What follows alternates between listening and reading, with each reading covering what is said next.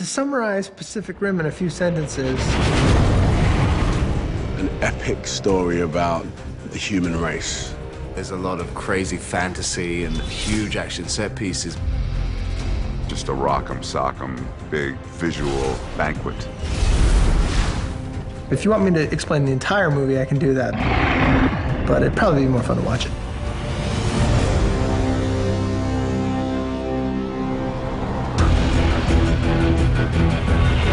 This is no longer a battle. It's a slow, painful surrender. And we can't surrender. These creatures coming out of the ocean, whose intent is to ruin the human race. I am aware those are my rangers that die every time a Jaeger falls. Where you meet us in this story, it really is the 11th hour. The kaiju war has been waging for about 20 years, and we're really starting to realize that we're losing. Things have changed. We're not an army anymore. We're the resistance. This was the Alamo, a final stand against these creatures. You're really finding the world in a desperate place. So in response to that, we create these giant Jaegers to kick their ass. Initiating launch operations.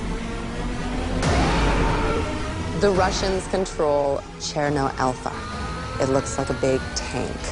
It's incredibly powerful. There's the Chinese Jaeger, run by the Ways, the triplets. I think that'll visually be really exciting to see. These 3 people piloting one of these Jaegers. A Striker is the Mark V Jaeger. She's faster and more fluid and more agile than any other Jaeger. Gypsy Danger is the very special Jaeger. That's the sort of hero Jaeger. The Jaegers are incredibly powerful, manned by human beings. Quite fascinating pieces of equipment. Calibrating. One of the very original ideas that have grown from this movie is the way the 2 pilots and the Jaegers interact is through what we've come to call the drift. The drift is to have a link between 2 different bodies. In order for the 2 bodies to be able to act as one, they need to share memories, instincts, their fighting styles, and be able to become essentially one. A machine this large, the idea that one person could control the entire machine seems slightly too superhuman. The neural load to interface with the Jaeger proved too much for a single pilot. A 2-pilot system was implemented. Left hemisphere, right hemisphere, pilot control. 2 pilots engaged in neural bridge. We've created a world that is so far from our current reality that it's hard for us to really identify with. But actually having Guillermo's vision creates a very clear idea of what Guillermo has in mind. You're enough. Even 6 bays is huge. It's definitely big, where he gets to play with all the toys that his incredible imagination will allow him to fashion. If we direct a monster movie, it's not just monster movie, but something more. Yeah, whatever. Okay, good.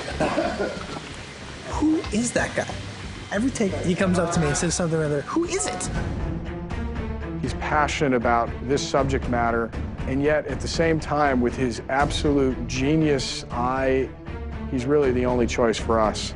Is that the director? Oh, he's the director, yeah. A movie like this, we needed to imagine the entire world.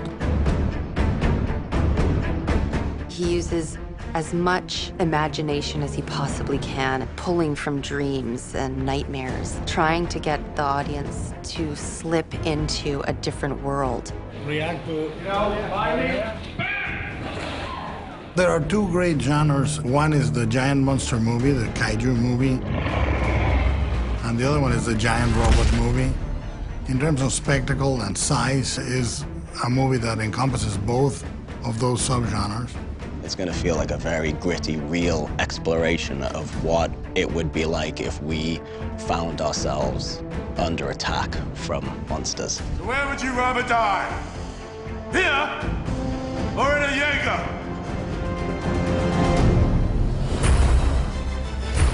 Gentlemen, your orders are to protect the city of 2 million people.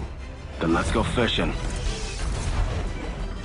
I wanted this movie to not be about a country saving the world. I wanted it to be the world saving the world. His story is more global. It incorporates so many different cultures and nationalities. We're all slightly different. It's very much an international cast. So I needed 2 Australians, a Japanese girl, 2 Russian pilots, Chinese pilots, an American pilot. All of them together are necessary to save the world. So we have Charlie Hunnam as the lead. Rolly is not a complex guy with many moving parts. He's a guy that has been struck by tragedy. In combat, you make decisions. You have to live with the consequences. The challenge is to find somebody that he would be compatible enough with that he would actually be able to pilot a Jaeger alongside. Beckett, this is Marco Mori, one of our brightest. She wants revenge for losing her family. She wants to fight. She wants to be a part of the resistance. She ends up playing a key role in the fighting to save the world from the kaiju. Idris Elba, and he is the moral center of the movie. An incredibly strong character. The last man standing. Pentecost's main challenge is to keep everyone focused in, let's fight the kaiju. They're being ferocious, let us be ferocious. You ready for this? Charlie Day and Vern Gorman, they're fantastic together. They are the resident experts, and it's an interesting twist on sort of the standard kind of scientist-type character. Gottlieb is part of the research division with Newton Geisler. We're unorthodox, eccentric, but we can't stand each other. You know, any further describing the actual science of it would only shine a massive light on how little I actually know about anything scientific. There you have it.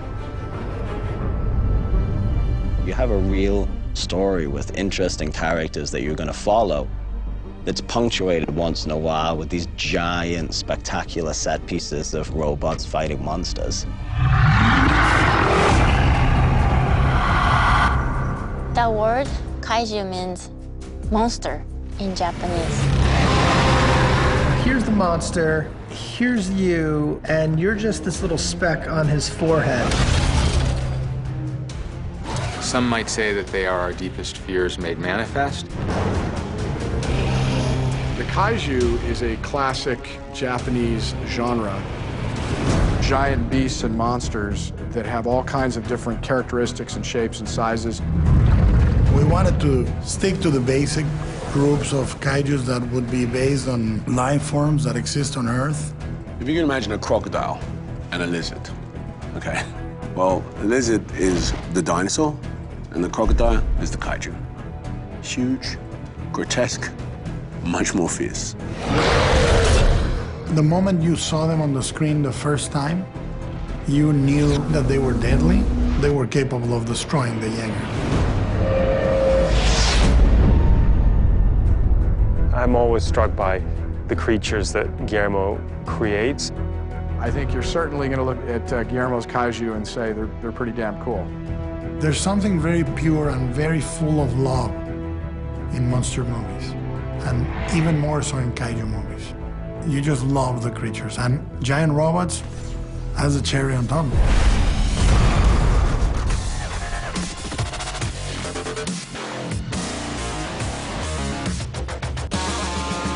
Let's do this together! In order for you to understand what these robots are doing, you have to understand what the human beings are doing within that head. So Guillermo made the compod in its actual size, practically. You are using this real physical effort to make this robot move and fight. Action! We rigged the entire sets to vibrate, to shake, to give you the real perspective of what it would be to be inside that robot. Every movie has to have a portion of analog practical effects to really convey the sense of physical reality of the film. In Pacific Rim, we built the head of the robots, and the resulting set between the rig and the construction was about 4 stories high.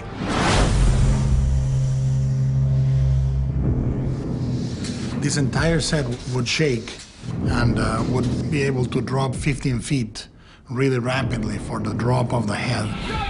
The actors were in for a ride. It was like a little amusement park simulator. The easiest thing would have been to put green levers on their arms and their back and their feet and have the actors have a complete free movement. But I felt that you needed something with resistance.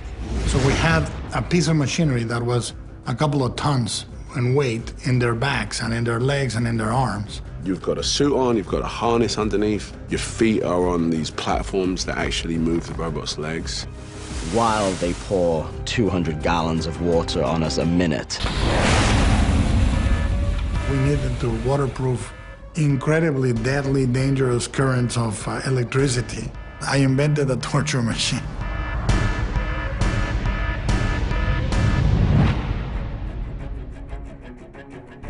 I thought the great thing about the fights would be for them to exist in a larger cockpit, like a pilot in a tank in World War II. If you put them in a small thing, somewhat it feels snug and it feels safe. But if the pieces of the walls are being torn, if the floor is being shaken, if the windshield, so to speak, is smashed, all these things give you an interaction that is more immediate and visceral, that they would be able to react to the impact. So every time they were fighting the kaiju and they would throw a punch, the whole set would throw that punch with them. And when they were being hit by the kaiju, the whole set would rock backwards with them and really, really shake them. I really don't know what any of those guys were talking about. I think they're just really soft, to be honest, because I didn't think it was that bad.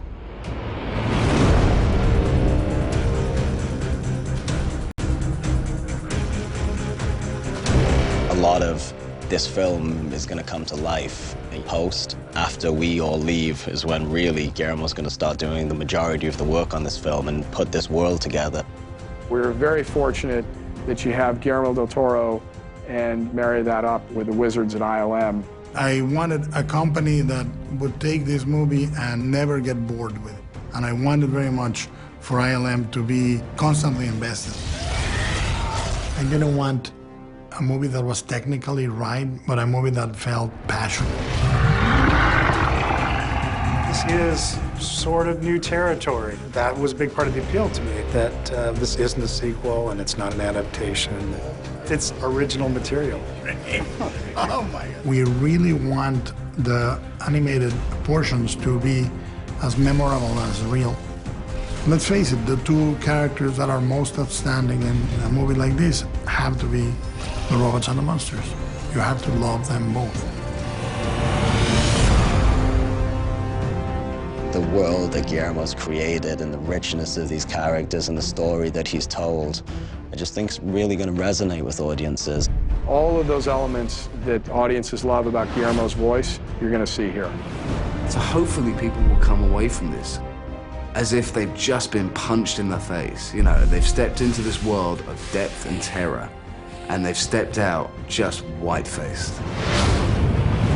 You feel the joy in this movie. This movie was made by people who love monsters and giant robots, for people who love monsters and giant robots. I tried to make it a movie that resurrected a spirit that I don't think exists in movies these days. This sense of not of a war movie, but an adventure movie. It's gonna be unlike anything you've ever seen before.